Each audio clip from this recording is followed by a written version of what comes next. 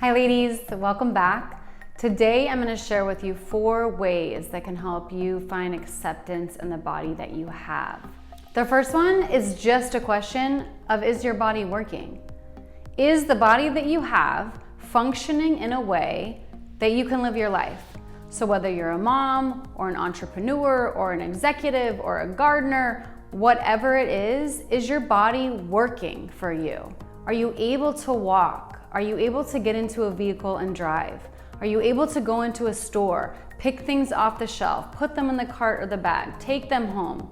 These small little things that we seem to forget, but our bodies are working for us in the capacity that we need them to. If you're just living a day-to-day life with your family and your friends and your community, then your body is most likely able to do everything that you needed to do, and probably well.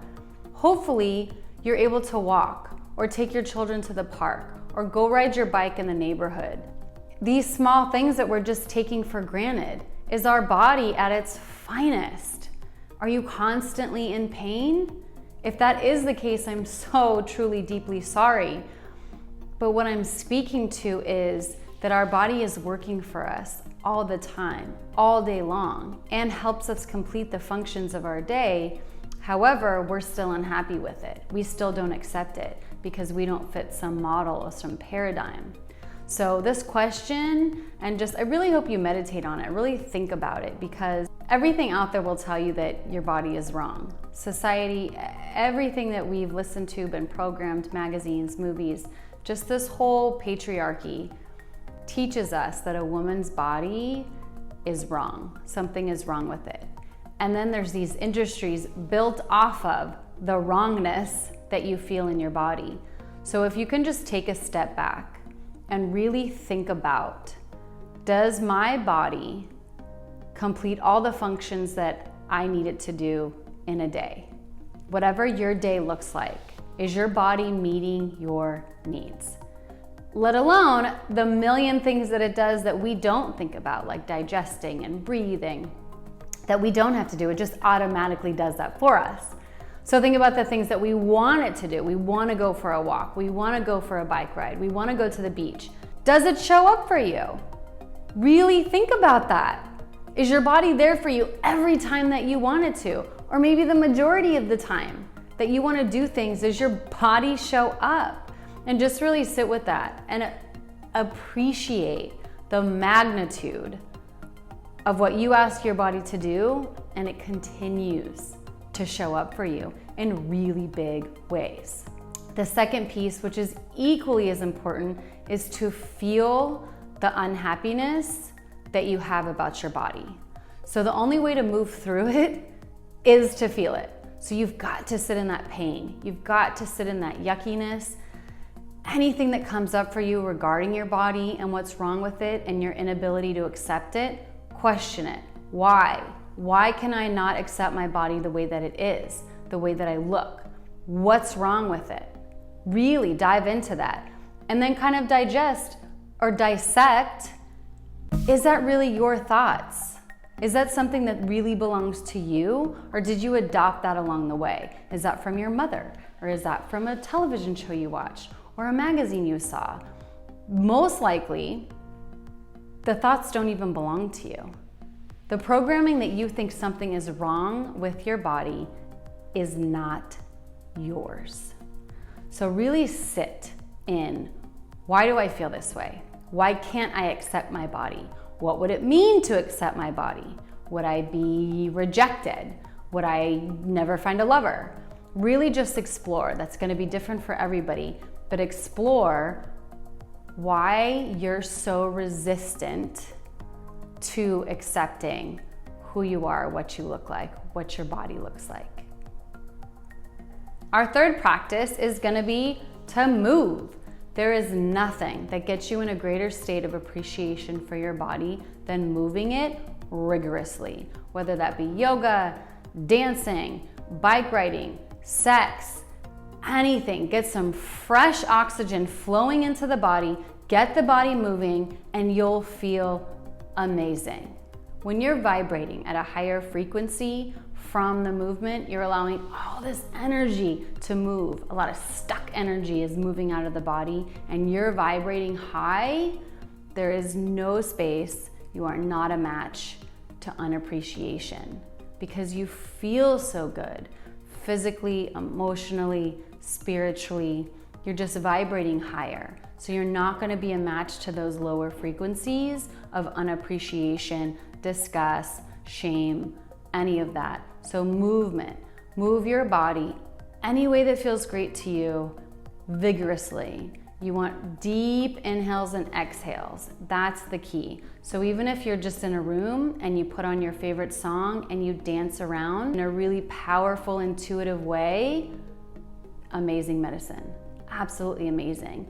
And then if you can pause after that activity, you'll notice you can't not feel good. Like it just can't happen because of all the life that's running through you and because of where you're vibrating at. So movement. If you're ever feeling icky, yucky, you're about to go down that shame spiral, move your body. Hop on your bike, go out for a jog, anything that you enjoy, but get moving. And it almost washes it away as if you just went in a shower. Like you can't even have that stick to you when you're moving in that way. So put that in the back pocket, super key. You can tell when kind of that old creepy stuff's coming back and you're about to go down that sinkhole, move, run, dance, sing, something, and it will change everything. Lastly is gonna be, how are you talking to yourself? How are you talking to your body specifically? So when you get dressed in the morning, is it, oh, my pants are tight, these fat thighs, or my butt looks disgusting, or my face is ugly, or whatever it is that your kind of body speak is, really watch that. If you're not already aware of how you speak to your body on a daily basis, just start observing. What are the thoughts or even the verbalizations that you make about yourself, especially around maybe getting dressed, anytime you have to change your clothes, or when you get in the shower, sex, anytime the body just comes to the front of the scene is gonna bring up everything that you really feel deeply about your body. So start to notice what that conversation is, what those thoughts are. The second part is gonna be changing that conversation. So anytime there's kind of a negative or just downright nasty comment, you back it up with a positive one. And what you're trying to do is just neutralize. So for instance, you're getting dressed and your jeans are tight and you're like, my thighs are just huge and I can't do this, you know? Then you wanna match that with, but my eyes are really beautiful today, or something. And what that does is just neutralize. So you're not just sitting in this pool of poison, you're bringing in some of the things that you feel good about yourself. Eventually what the goal is to shift over to where it's mostly positive self-talk, very little negative, and then all the way over where it's you're just your own best friend and cheerleader, and the negative thoughts don't have a home with you anymore. So depending on where you're at on that ladder, depends on what you'll do. So that's the end goal. We want to be our own best friend, our own cheerleader. So when we get dressed, we're in that same situation where we get dressed and those pants are a little tight. The thought of my thighs are too big or something is wrong with me doesn't even enter our awareness because we don't even think that way anymore. We just think, hey, my jeans are a little tight. I maybe can make some different choices if I want to exercise or eat more or whatever that personal choice is, but there's no shame to it. So you've got the power in the lifestyle choices, but you don't feel bad. There's no guilt or shame tied to the situation of the jeans being tight.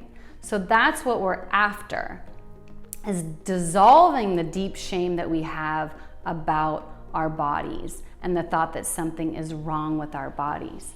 Because I am here to tell you, nothing is wrong with you. You are beautiful and perfect, and your body is just as beautiful. Nothing has ever been wrong with your body. Your body is only a reflection of your inner state. It's a creation of you. It's a tool, an amazing tool that lets you live life. So stop shaming it It didn't do anything wrong. You didn't do anything wrong. So start implementing these practices. You will notice an immediate difference. Please comment below. Let me know how it's working out for you. Go ahead and subscribe for more wisdom on body positivity, and you can follow me on Love Amity Rose for more goodness as well. I will see you guys next week.